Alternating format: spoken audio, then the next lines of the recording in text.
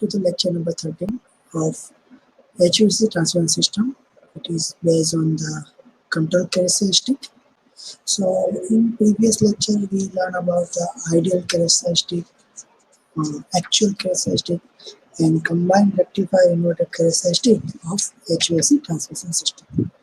So now in this lecture we learn first of all alternative inverter control modes. So it has two control modes. One is a DC voltage control mode and another is a constant meter control mode. So first we learn the DC voltage control mode. So in DC voltage control mode, instead of regulating fixed gamma value, that means constant extinction angle, a closed loop voltage control may be used, which will help to maintain a constant voltage at a desired point on the DC line. Usually the sending end means a rectifier end, we maintain the constant voltage. So the necessary inverter voltage to maintain the desired DC voltage is estimated by computing the voltage drop, which is called the RI. As compared to the constant gamma control, the voltage control mode has the advantage that the inverter VI characteristic is flat. Right. So in previous, it is a small negative slope. See here, this one is a small negative slope, right? But for maintaining the constant voltage, it is a flat. In addition, the voltage control mode has a slightly higher value of gamma and is thus less prone to commutation failure. Normally, the voltage control mode maintains a gamma of about 18% in conjunction with a tap changing transformer. The second mode is a constant beta mode. So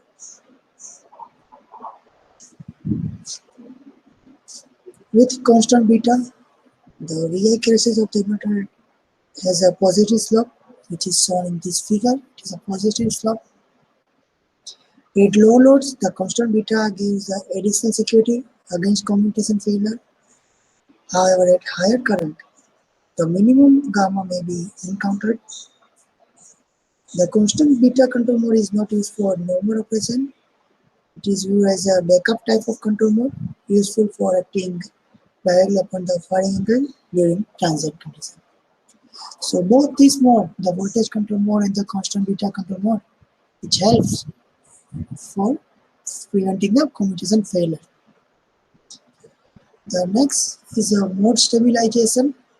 So as shown in this figure, the intersection of rectifiers at alpha mean characteristic and the inverter CA is a constant extinction angle may not be well defined at a certain voltage level near the transient between the inverter CA and CC characteristic here.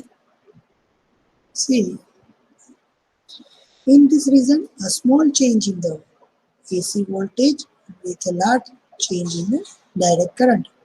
So during that region, if you change the small DC voltage, the value of current changes is very high. There will also be a tendency to hunt between the modes and tap changing in order to avoid a crash with a positive slope and the transition between CA and CC. Control characteristic of the inverter is often provided by this one. This.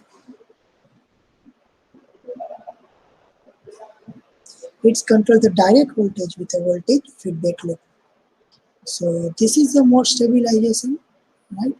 In this mode, if you change the small voltage, the current is changing very large, and for preventing them, the positive slope characteristic, that constant beta control characteristic, will help to prevent that large changing in current value.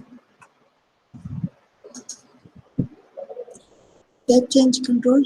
The tap change control is used to keep the converter firing angle within the desired range, whereas alpha or gamma exceeds this range for more than a few seconds.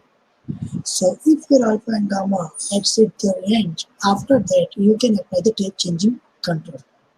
Normally the inverter offers a constant extinction angle, thus fixing the line voltage with superimposed voltage control by the tap changer. The rectifier operates in a current control mode with superimposed alpha is equal to alpha nominal controlled by the tap changer.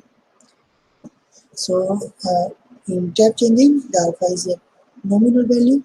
So tap changers are usually sized to allow for minimum and maximum steady state voltage variations and for minimum to maximum power flow under worst case or steady state voltage condition.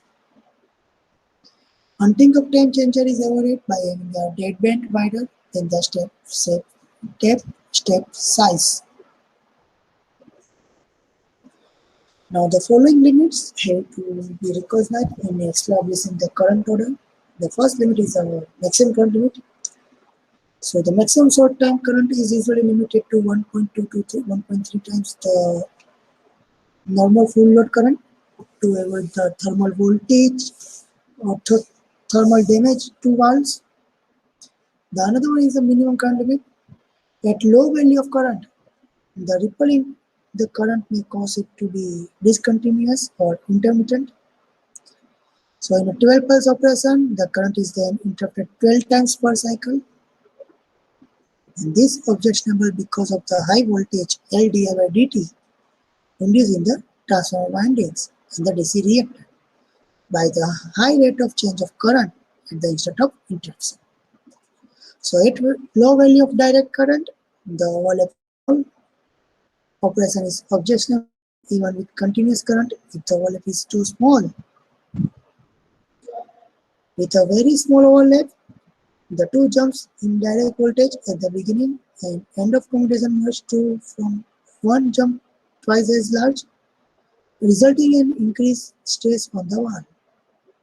So it may also cause flashover of protective gaps placed across the terminal of each bridge.